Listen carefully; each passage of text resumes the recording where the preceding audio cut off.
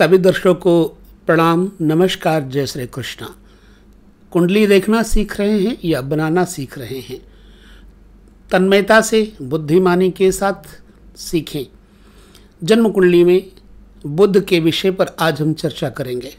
जिन लोगों का बुध अच्छा है, जीवन में वो बहुत फेमस होते हैं, चाहे व्यापार के विषय में हो, चाहे सर्विस के विषय में हो, वकालत में हो, किसी भी क्षेत्र में अगर वो विकास चाहते हैं तो बुध ग्रह स्ट्रांग होना चाहिए। कब स्ट्रांग होता है और कब ये होता है निर्बल, वीक, इस पर हम विषय लेकर के चल रहे हैं और बड़ी विशिष्ट चर्चा होगी। जन्म कुंडली के इस तथ्य को आप समझेंगे तो बुध के बारे में आप निर्णय ले सकेंगे। बुध ग्रह क्या है, बुध के बारे में परिचय बता दें। बुध अर्थात भगवान श्री हरि विष्णु, बुध का दूसरा नाम विष्णु भी है। ये ग्रह जब नवमेश होता है, नवमेश मीन्स जैसे 3 या 6 नवे घर में आ जाए तो नवमेश बन जाएगा। जैसे कि आप देख रहे हैं इस समय 10वें स्थान पर 3 लिखा हुआ है। 3 का मतलब होता है मिथुन राशि, और लग्न में 6 अंक, इसका मतलब लग्नेश है और ये कर्मेश है। इसी तरह से जब किसी व्यक्ति की राशि होती है लग्न में तुला, तो ये बन जाता है नवमेश, ठीक है। यदि मकर बन जाए तब भी ये नवमेश बन जाएगा, अगर किसी की लग्न में मकर राशि है। तो बुध का प्रभाव ये है कि जब नवमेश होता है और लग्न से संबंध रखे, लग्न से संबंध बुध की दृष्टि सप्तम पड़ती नहीं है। अब ऐसी अवस्था में क्या होगा कि लग्नेश यदि तीसरे घर में चला जाए तभी बुध के साथ उसका संबंध हो पाएगा। तो जब बुध के साथ, नवमेश के साथ किसी अच्छे ग्रह की दृष्टि पड़ जाए, लग्नेश पर दृष्टि पड़ जाए, लग्नेश के ऊपर इसकी युति बन जाए, तब मनुष्य को बहुत ही परोपकारी और यज्ञीय जीवन व्यतीत करने वाला बनाता है। अतः जैसे तुला लग्न में स्थित बुध हो, तो बुध जब सप्तमाधिपति हो तो शीघ्र विवाह का योग बना देता है। यदि आप युति अथवा दृष्टि में ना हो, क्योंकि बुध कुमार है और कुमार अवस्था जीवन में शीघ्र आने वाली अवस्था होती है। बुध जब द्वितीयाधिपति हो, यानी दूसरे घर का मालिक हो, और शनि तथा राहु के प्रभाव में हो, और द्वितीय भाव पर भी ऐसे ही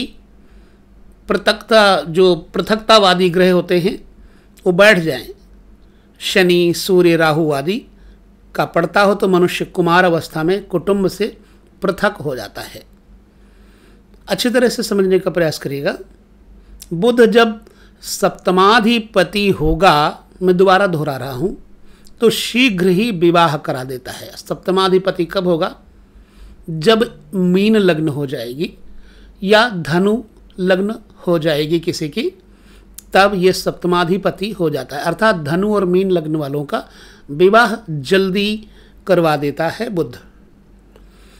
तो कुमार अवस्था में शीघ्र ही आने वाली अवस्था के कारण ये सारे काम बचपन से ही शुरू करवा देता है। बुध जब द्वितीयाधिपति हो अर्थात धनेश हो और शनि एवं राहु के प्रभाव में हो, कैसे? शनि की दृष्टि पड़ रही हो अथवा राहु की दृष्टि पड़ रही हो, या फिर शनि और राहु बुध के साथ दूसरे घर में बैठ जाएं, और द्वितीय भाव पर भी ऐसा ही पृथकता जन्य प्रभाव शनि, राहु आदि का पड़ता हो, तो मनुष्य कुमार अवस्था में अपने परिवार से, कुटुंब से अलग हो जाता है, पृथक हो जाता है। पृथकता जन्य का भाव ये है। तो या तो किसी अन्य नगर में, हॉस्टल आदि में रहता है, माँ बाप कई बार बच्चे को हॉस्टल में छोड़ देते हैं अध्ययन करने के लिए, या घर से भागने की आदत डाल लेता है जब ये द्वितीयाधिपति हो। तो बुध क्या है? शरीर में त्वचा है। यदि लग्नाधिपति होकर के बुध पाप प्रभाव में बैठा हो तो त्वचा में रोग दे देता है। इसी प्रकार फिर से मैं कह देता हूँ, बुध त्वचा है। अगर लग्नाधिपति होकर के, जैसे यहाँ लग्नाधिपति है बुध, यहाँ बुध बैठा हो और पाप के प्रभाव में हो, अर्थात केतु बैठ जाए, शनि बैठ जाए, मंगल बैठ जाए, पाप प्रभाव में हो जाएगा, सूर्य बैठ जाए, पाप प्रभाव में हो जाएगा। परंतु सूर्य का मित्र होने के कारण पाप नहीं होगा। एक मैंने एग्जाम्पल दिया है आपको। यदि पाप प्रभाव में हो जाए तो जातक में कुष्ठ रोग आदि व्रण आदि होने का भय रहता है। गलगंड और मुख के रोग, त्वचा के रोग हो जाते हैं। और हमने अक्सर देखा है, इससे फुलबहरी कई लोगों को देखने में आई है। इसी प्रकार यदि लग्न में हो अथवा सूर्य के साथ हो या फिर चंद्रमा के साथ हो और उसके ऊपर शनि अथवा राहु की दृष्टि पड़ती हो तो मनुष्य को फुलबहरी आदि चर्म रोग हो जाते हैं। मैंने ऐसा देखा है। कन्या लग्न का स्वामी बुध है और मिथुन लग्न का स्वामी भी बुध है। इसकी दो राशियां हैं, मिथुन और कन्या। तो सूर्य या शनि से प्रभावित हुआ अगर बुध, तो हर्निया आदि आंतों के रोग दे देता है। मिथुन लग्न का स्वामी बुध इस प्रकार पीड़ित होकर बैठेगा तो सांस की नलियों में और बाजुओं में, बाहुओं में, तृतीय स्थानस्थ अंगों को कष्ट देगा। तीसरा स्थान भुजा है, बाहु है। बुध, शनि, राहु ये ग्रह लंबे आकार के होते हैं।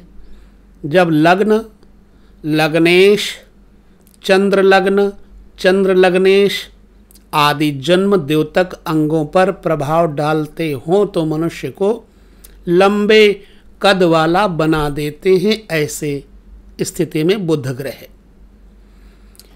जिन लोगों का वृषभ लग्न है उनके लिए बुध यदि बलवान हुआ तो उनमें वाचाल शक्ति, वक्तृत्व शक्ति, मतलब कॉन्फिडेंस लेवल जिसका होगा वही ज़्यादा अच्छा वक्ता होगा। तो वकील, प्रवक्ता आदि बनते हैं ऐसे लोग, क्योंकि इनमें वक्तृत्व शक्ति बहुत होती है। एक तो बुध वाणी का कारण है, दूसरे ये जिन दो स्थानों का स्वामी बनता है वे दोनों ही वाणी के द्योतक हो जाते हैं। मिथुन लग्न, यहाँ चूंकि कन्या लग्न है, अगर मिथुन लग्न वालों के बारे में चर्चा करें, मिथुन लग्न वालों का बुध यदि मंगल से पीड़ित हो जाए तो सिर में चोट आने का अवसर आता है, भय बना रहता है। अगर इस लग्न वालों का चंद्रमा तथा मिथुन लग्न वालों का चंद्रमा तथा शुक्र भी पाप प्रभाव में हो तो दिमाग की बीमारी हो जाने पर, बहुत पाप प्रभाव में होने पर यह पागल तक कर देता है। ऐसा भय बना रहता है। यह सूत्र है। द्वितीयाधिपति और बुध, जैसे यहाँ द्वितीयाधिपति है शुक्र और लग्नेश है बुध। द्वितीयाधिपति तथा बुध बलवान होकर यदि लग्नों से संबंध करें, मतलब बुध भी लग्न से संबंध करे और द्वितीयाधिपति अर्थात शुक्र भी संबंध करे, तो मनुष्य ज्योतिष का ज्ञाता होता है, क्योंकि बुध ज्योतिष का कारक है तथा द्वितीयाधिपति ज्योतिष विद्या है। बुध एक नपुंसक ग्रह भी है। जब यह एक दूसरे नपुंसक ग्रह अर्थात शनि से मिलकर सातवें घर में, सातवें भाव के स्वामी के साथ तथा शुक्र इन सब पर अपना प्रभाव डाल देता है और उन तीनों वीर्य द्योतक अंगों पर इन दो के अतिरिक्त और कोई प्रभाव नहीं होता है, तो मनुष्य हो जाता है नपुंसक। समझ लगी आपको? मैं फिर से एक बार आपको दोहरा दूं। बुध एक नपुंसक ग्रह है। जब यह एक दूसरे नपुंसक ग्रह, मतलब नपुंसक ग्रह शनि को भी कहा गया है, अर्थात शनि के साथ मिलकर सप्तम भाव या सप्तम भाव के स्वामी या फिर शुक्र इन सब पर अपना प्रभाव डालता है तो उन तीनों वीर्योद्योतक अंगों पर इन दो के अतिरिक्त और कोई प्रभाव नहीं होता, मनुष्य नपुंसक हो जाता है। कैसे समझे इसे? आप कहेंगे हमें उदाहरण दो। जैसे ये है लग्न कन्या, और कन्या राशि का स्वामी बुध है। अब बुध नपुंसक ग्रह है। अब एक और नपुंसक ग्रह शनि है। यदि शनि लग्न में बैठ जाए या शनि चौथे घर में बैठेगा तो लग्न से संबंध बना देगा, दसम दृष्टि से देखेगा। या फिर सप्तमेश पर शनि और बुध दोनों की दृष्टि पड़ जाए तो जातक को नपुंसक बना देता है। यहाँ सप्तमेश जो है चूँकि बृहस्पति है, क्योंकि मीन है राशि यहाँ पर। अब यहाँ बृहस्पति है, ऐसे में अगर बृहस्पति को ये शनि और बुध देखेंगे तो जातक को नपुंसक बना देंगे। या फिर सप्तमेश शुक्र पर भी अगर दृष्टि पड़ जाती है, सप्तम का कारक शुक्र ग्रह है। मैं आपको यहाँ बता दूँ, सप्तमेश मान लीजिए यहाँ पर बृहस्पति है, लेकिन यहाँ की जो मुख्य प्रॉपर्टी है, मेन प्रॉपर्टी है, वो शुक्र के नाम है।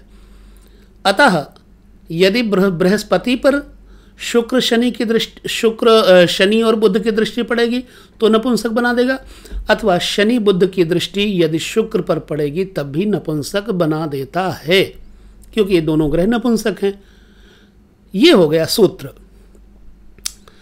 तो बुध को लग्न में स्थित होने से दिग्बल प्राप्त होता है, ये भी आप समझ लीजिएगा।